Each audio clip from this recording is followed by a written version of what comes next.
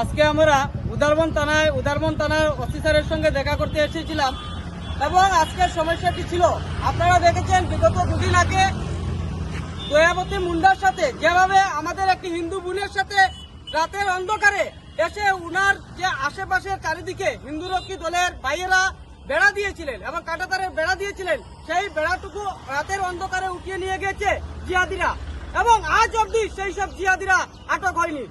তাই আমরা আজকে ওসি স্যারের সঙ্গে দেখা করেছি এবং আমরা বলে দিয়েছি একদম স্পষ্টভাবে যে আগামী 12 ঘন্টার ভিতরে আসামিকে অ্যারেস্ট করতে হবে, না হলে আমরা আগামী দিনে বৃহত্তর প্রটেস্ট করতে বাধ্য হব।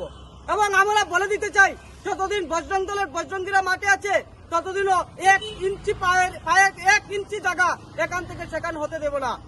একদম লেন জিহাদ চলবে না, কারণ কোন ধরনের আমরা জায়গা মাটি আমাদের মায়েদের সঙ্গে কোনো ধরনের কম্প্রোমাইজ আমরা মানব না। এবং তাই অতি সত্বর আবারও বলছি, অতি সত্বর যাতে এইসব আসামি এইসব দুষ্কৃতীদেরকে অ্যারেস্ট করা হয়, না হলে বৃহত্তর আন্দোলনে যেতে আমরা বাধ্য হব।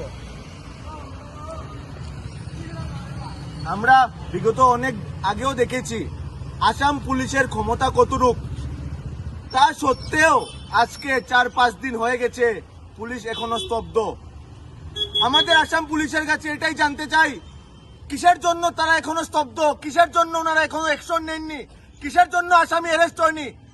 ভাইজা বলেছে আগামী 12 ঘন্টার ভিতরে যদি আসামি না অ্যারেস্ট হয় আমরা শিলচরের এবং উদারবন্দের বিভিন্ন পয়েন্ট ব্লক করব এবং কোনো ধরনের যদি কোনো অশান্তির সৃষ্টি হয় তার জন্য দায়ী থাকবে আসাম পুলিশ।